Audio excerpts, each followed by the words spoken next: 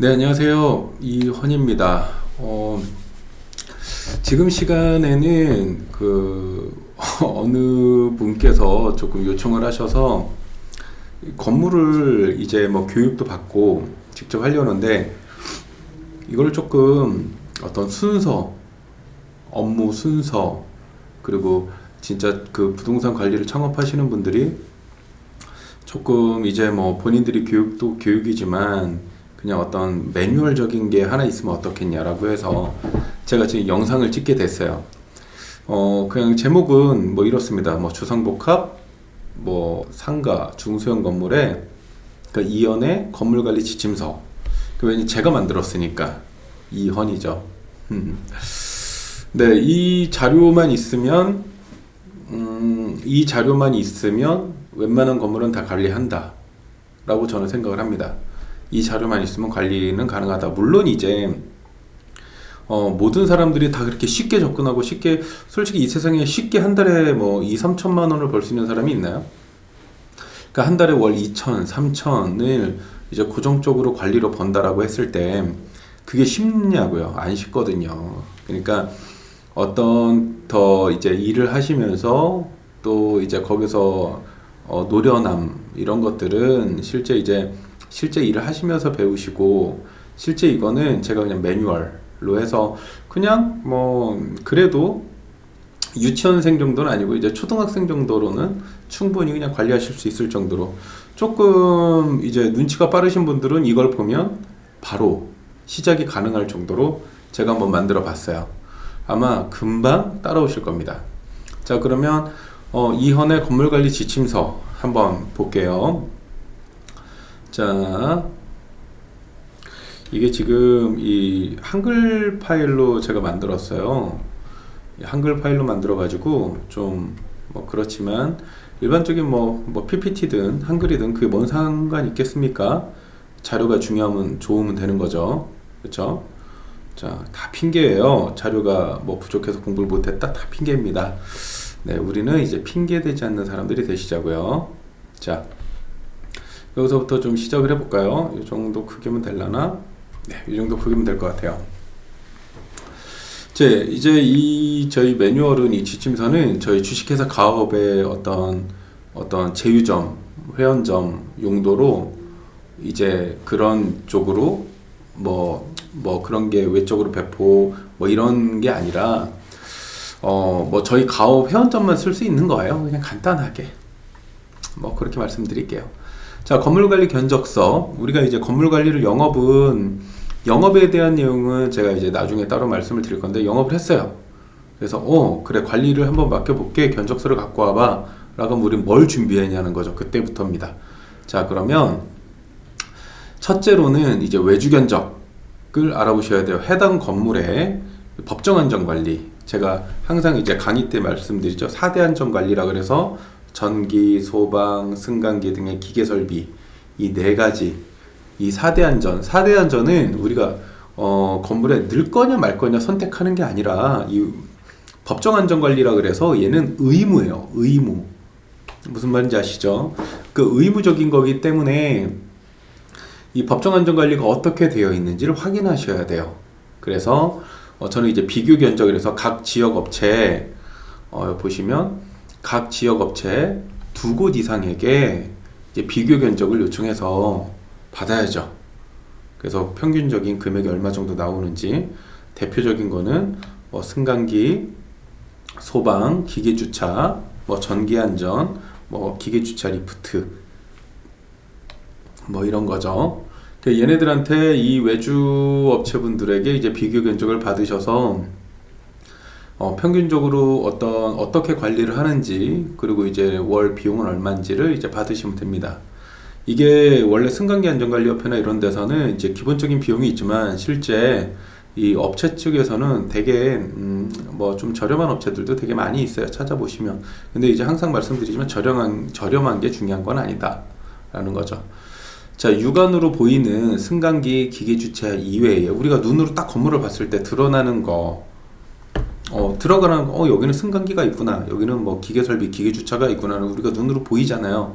그러니까 해당 업체들을 바로 그 자리에서 그냥 네이버나 인터넷 검색해서 뭐 비교 견적서를 요청할 수 있지만, 우리가 이제 뭐 전기나 소방 이런 경우는 자세히 모르잖아요. 그런 경우는 가까운 한전이나 소방서에 주소를 알려주고, 우리 건물이 이제 안전관리 선임 여부, 여기 적혀 있죠.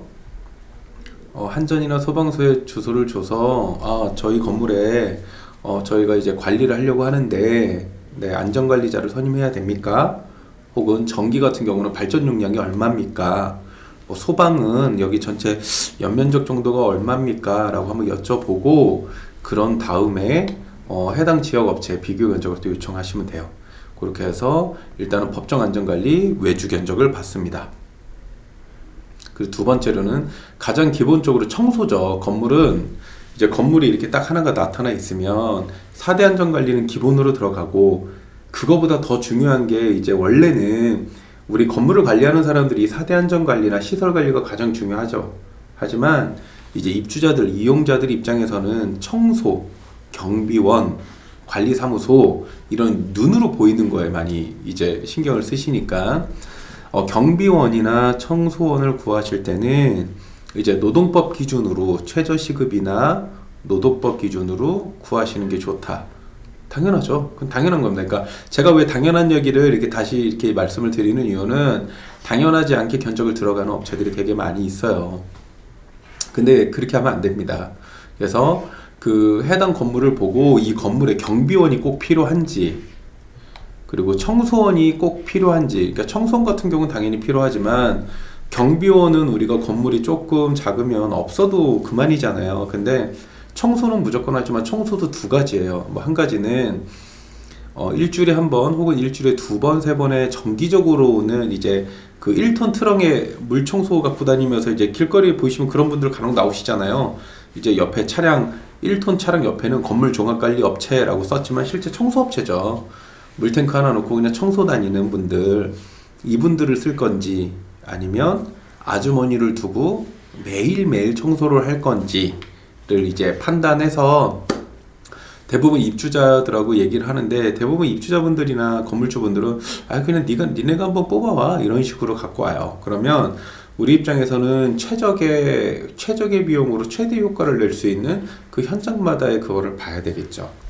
그렇죠? 그렇게 해서 상주하는 청소원을 넣을 건지 전기 청소를 넣을 건지를 파악을 해서 인건비를 산출하시면 됩니다.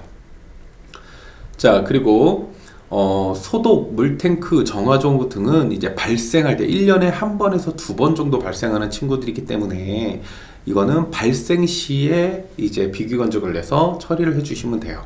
그렇죠?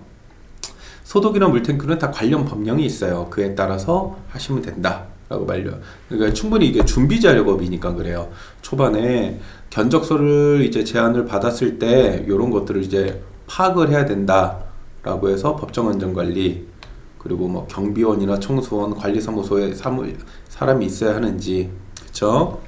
그런 다음에 중요한 게 이제 전산대행 위탁관리비라고 합니다. 그냥 평균적으로 전산대행 같은 경우는 이제 관리비 전산이죠. 관리비 전산 같은 경우는 해당 건물에 이제 조그만 건물이라면 이제 격리를 쓸 수 없잖아요. 그러니까 외부에서 관리업체가 주는데, 그러니까 그 전산관리비는 통상 얼마냐라고 하면 일반 정액제식으로 심플하게 들어간다. 우리가 뭐 회계나 이런 걸 안 보고 그냥 관리비만 부과하고, 그 입주자들이 그냥 관리비만 볼 수 있는 정도에 한다 그러면 뭐 10에서 15만 원, 더 싼 데도 있어요. 근데 이제 어떤 뭐 실비 부과나 공사, 뭐 회계 이런 게 들어간다 그러면 한 30에서 45 정도, 한 20호실 기준으로 그 정도 받는 게 가장 적당하고요. 위탁 수수료 같은 경우는, 저 같은 경우는 조금 그때그때 틀리는데, 일반적인 분들은 그냥 호실당 한 10,000원 이상, 한 15,000원, 10,000원 이상 정도로 산정하시는 게 가장 좋다고 생각을 합니다. 이해되시죠? 자, 그렇게 해서 들어가시면 좋고요. 네 번째, 이제 신축 건물 같은 경우는 관리비 예치금이라는 게 있어요. 그러니까 관리비 예치금은 이제 공동주택관리법에 있는 24조에 의해서 공용 부분의 비용이 필요할 때 사용할 비용이다. 그래서 두 가지로 나눠요. 하나는 신축 처음 형성되는 건물에 우리가 이제 아파트를 분양받으면 관리비 예치금을 넣고 들어가는 거, 이거는 미납 관리비는 아니에요. 처음에 들어가는 건 초반에 이제 관리사무소 구성하고 들어가는 비용에 들어가고, 만약에 그 비용을 시행사가 만약에 사무집기, 청소용품 이런 거를 다 시행사가 사줬다? 그러면 이 관리비 예치금은 당연히 미납 관리비로 들어가야죠. 그쵸? 하지만 이런 중소형 건물 같은 경우는 이 중소형 건물을 시행하시는 분들은 관리사무소 집기나 청소용품 이런 거 인력 비용 안 줘요. 그렇기 때문에 대부분 이런 데는 초기에 관리비 예치금으로 소진하죠. 그리고 관리비 예치금을 한 번 더 걷는 현상이 있죠. 이럴 때는 평균, 저는 그냥 요거 사례로 제가 이렇게 드리는 거예요. 그래서 신축 분양 건물 시 관리비 예치금은, 신축 같은 경우는 여기 써 있죠. 뭐 집기, 가구, 뭐 운영, 인건비 등의 최초 사용으로 들어가는데, 상가 같은 경우는 한 평당 10,000원 정도. 그리고 통상 그 외 건물들은 그냥 통상 그 매월 발생하는 관리비 정도. 그러니까 매월 발생하는 관리비라는 건 이거예요. 전체 관리비. 우리가 이제 견적서 낼 때 뭐 인건비, 4대 안전비용, 청소비 뭐 해서 한 달에 뭐 한 1,500 들어가요. 한 그 정도 비용을 청구를 하는 거예요. 그리고 9억이다. 이게 신축이 아니고 근데 9억이다 라고 한다면, 9억은 100% 미납보증금이에요. 100%. 9억. 한 2, 3년 이상 된 건물들은 관리비 예치금을 이 사람들이 거둘 필요가 없잖아요, 원래. 근데 걷는 이유는 미납하는 세대가 많으니까.